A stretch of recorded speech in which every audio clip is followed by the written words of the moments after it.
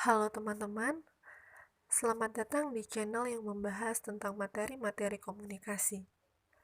Kali ini kita akan membahas tentang teori Harold Laswell, atau yang kita kenal dengan model Laswell.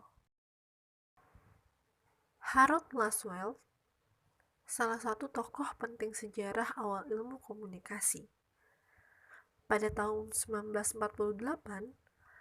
dalam artikelnya yang berjudul The Structure and Function of Communication in Society, Laswell mengemukakan sebuah model komunikasi sederhana yang isinya who says what in which channel to whom with what effect.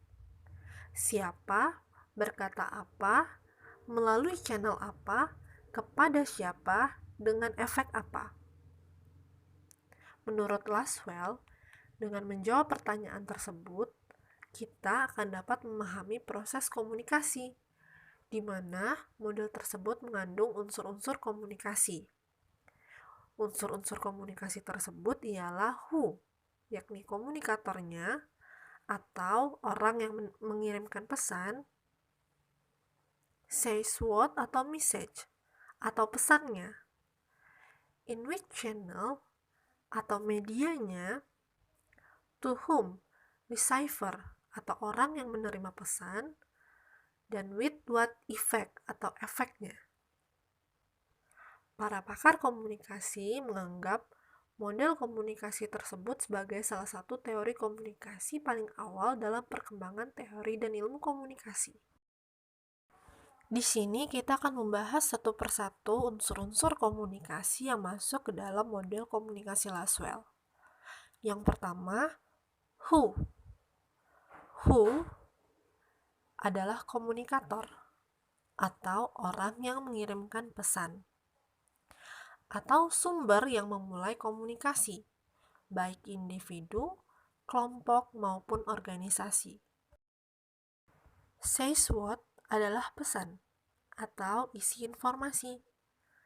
Pesan di sini adalah apa yang akan disampaikan oleh komunikator kepada komunikan, atau seperangkat simbol baik verbal ataupun nonverbal yang mewakili gagasan, nilai, maksud, dan perasaan komunikator.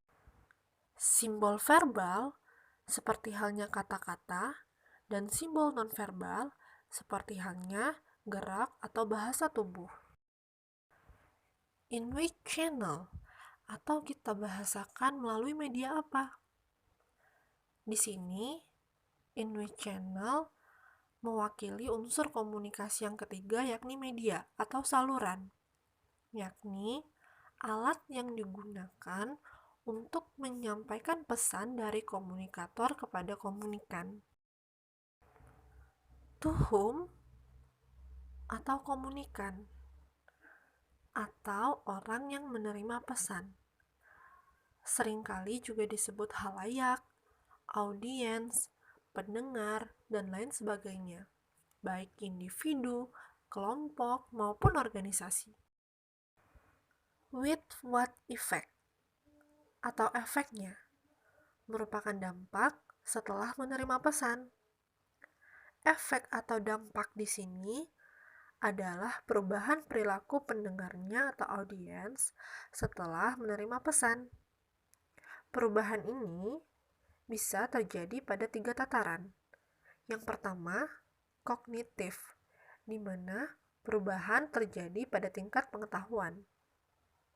Yang kedua, afektif, di mana perubahan terjadi pada tingkat emosi atau perasaan. Dan yang ketiga, psikomotor, di mana perubahan terjadi pada tingkat tingkah laku.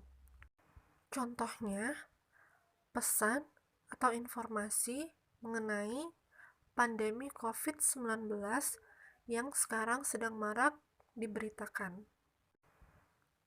Efek yang muncul pada halayak sampai tataran kognitif, contohnya informasi mengenai jumlah pasien, cara mengantisipasi, dan lain sebagainya. Sedangkan Efek yang sampai pada tataran afektif pada halayak, yakni rasa cemas yang timbul, dan rasa ketakutan akan informasi tersebut. Efek yang sampai pada tataran psikomotor, contohnya halayak yang langsung berbelanja banyak sembako, ataupun memborong semua hand sanitizer dan masker. Sekarang, kita akan membahas mengenai kelebihan dan kekurangan dari teori Laswell. Kelebihan teori yang pertama, teori ini merupakan dasar konsep komunikasi karena muncul di awal-awal perkembangan ilmu komunikasi. Kelebihan yang kedua yakni teori ini fokus pada aspek penting komunikasi, seperti halnya 5 unsur yang telah dijelaskan sebelumnya. Kelebihan yang ketiga, teori ini mudah dan sederhana. Serta kelebihan yang terakhir, teori ini dapat diaplikasikan pada berbagai bentuk komunikasi. Kekurangan teori ini yang pertama, feedback itu tidak disebutkan. Kekurangan yang kedua, teori ini hanya menjelaskan komunikasi satu arah. Kekurangan yang ketiga, teori ini dianggap terlalu umum, serta tidak ada penjelasan tentang hambatan dan gangguan komunikasi. Perbandingan teori ini dulu dan sekarang, dulu teori ini dianggap dapat menjelaskan proses komunikasi, baik langsung atau tatap muka dan tidak langsung atau bermedia. Tapi sekarang, teori ini dianggap lebih tepat untuk menjelaskan proses komunikasi massa. Demikian materi mengenai teori Harold Laswell yang dapat saya sampaikan. Semoga apa yang disampaikan bisa menambah pengetahuan teman-teman. Terima kasih.